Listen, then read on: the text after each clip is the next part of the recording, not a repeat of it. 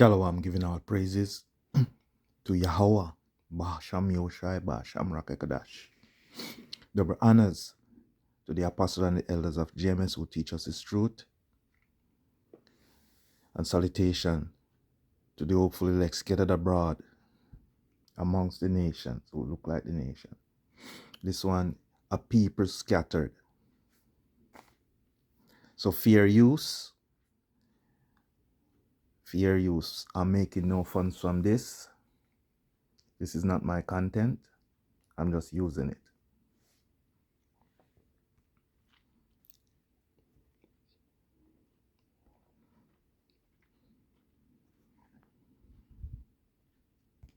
On February 28th, 2026, a missile hit a girls' elementary school in a city called Minab in southern Iran. 165 people were killed. Most of them were little girls between 7 and 12 years old. The school was in a province called Hormozgan, a region most people have never heard of. But here is what nobody is telling you about Hormozgan. It is the heartland of one of the most hidden black communities on Earth. A community that has been there for centuries. A community that most people, including most Iranians, Nobody do is not black. even know exists. Okay. There are black people in Iran, hundreds of thousands of them. They were brought there through a 1,000-year slave trade. That's how they a hide slave trade our that most identity. of the world has completely forgotten. And right now, as you are watching this, their cities are on fire, their ports are burning, their children are being buried, and the world has not said a single word about them. If you are new here, subscribe to Black Culture Unlocked right now. And as you can Because this see, might be the most important the video title, we so you have can go ever and watch made. it for yourself. When you think of Iran, you probably picture a very specific kind of person. Light skin, dark hair, Persian features. That's what the media shows you. That's what Hollywood shows you. That's what most Iranians outside the South would describe. But in the southern provinces, along the coasts of the Persian Gulf and the Gulf of Oman, there is an entire population of black Iranians who have been living on that land for centuries. They are known as Afro-Iranians. Researchers estimate that 10 to 15% of the population in southern Iran has African ancestry. They are concentrated in the provinces of Hormozgan, Sistan, and Baluchistan, Bushehr, and Khuzestan. The city of Bandar Abbas, the capital of Hormozgan and Iran's most important naval port, has one of the largest Afro-Iranian populations in the country. These are not recent immigrants. These are not refugees. These are people whose ancestors were brought to Iran through the Eastern slave trade, a trafficking network that ran from East Africa across the Indian Ocean to the Persian Gulf for over 1,000 years. From the 9th century through to the early 20th century, enslaved Africans were captured from the Swahili coast, from modern-day Tanzania, Mozambique, Ethiopia, and Somalia, and sold by Arab and Portuguese slave traders to buyers in Persia, Arabia, India, and beyond. Iran did not officially abolish slavery until 1929. Think about that. Almost 100 years ago. For centuries before that, enslaved Africans worked as soldiers, farm hands, port laborers, domestic servants, and concubines in Iranian society. Women were used as wet nurses and nannies. Children born from these arrangements were absorbed into the households of their enslavers and given the status of house-born servants. This is a history that Iran has almost entirely erased. Iranian-Canadian scholar Behnaz Mirzai, the woman who coined the term Afro-Iranian, spent 20 years researching this community. When she started, she said there were 0 books, 0 articles, and almost no academic research on the subject. The history of African slavery in Iran had been completely buried, and the erasure does not stop at the history books. Most Iranians believe their dark-skinned southern citizens are dark because of the sun. They call them... So I will stop it there. What they are actually saying,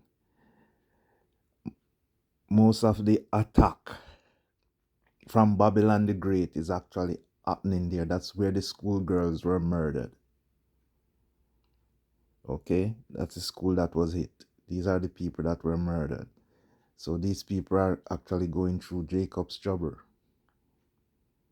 as we speak.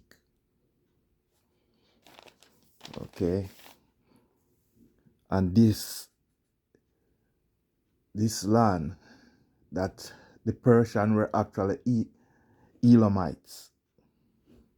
They're actually Elam. Okay, that's their source. But it also tell you, I'll bring out scripture that show Elam means scattered. Okay.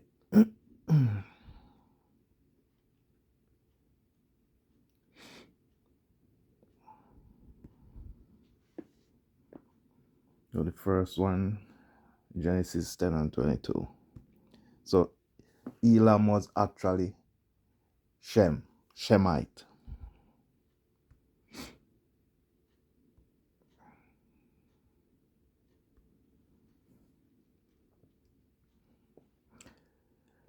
The children of Shem, Elam, and Asar, and of Parlax, and Lod, and Haram. So as you can see, Elam is a Shemite. That's the tree he comes out of. 14 and 1. And it came to pass in the days of Ampharal, king of Shinar, and Arak, king of Elasar, Chalalarma, king of Elam. So these were big nations back in the day.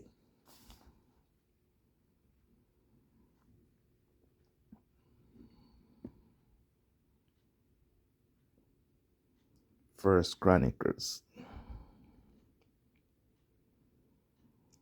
and 1 and 17. The sons of Shem, Elam, Asar. So once again, that's a genealogy. And this is what would happen to Elam, the majority of them. Isaiah 11 and 11.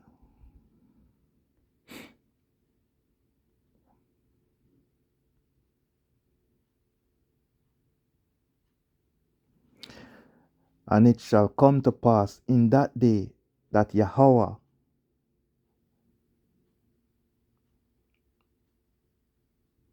shall set his hand again the second time to recover the remnant of the people which shall be left from Assyria and from Egypt and from Patros and from Cush and from Elam. So it's talking about our people being redeemed from these places. So as you can see, our people are in these places.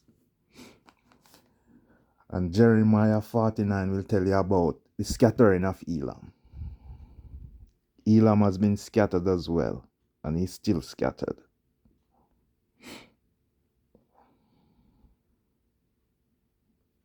So Jeremiah 49 and 36.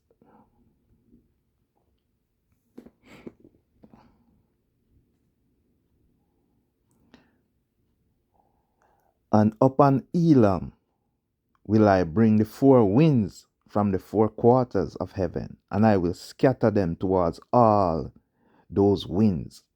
And there shall be no nation whither the outcasts of Elam shall not come. We know that for a fact that it has happened. It has happened. Yeah? We see them here, we see them everywhere. We have seen through history that they are everywhere as well. They have been scattered just like us. But they are not us.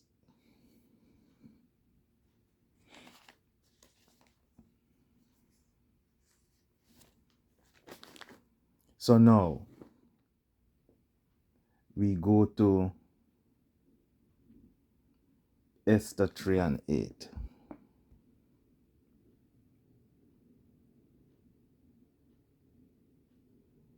Esther 3 and 8.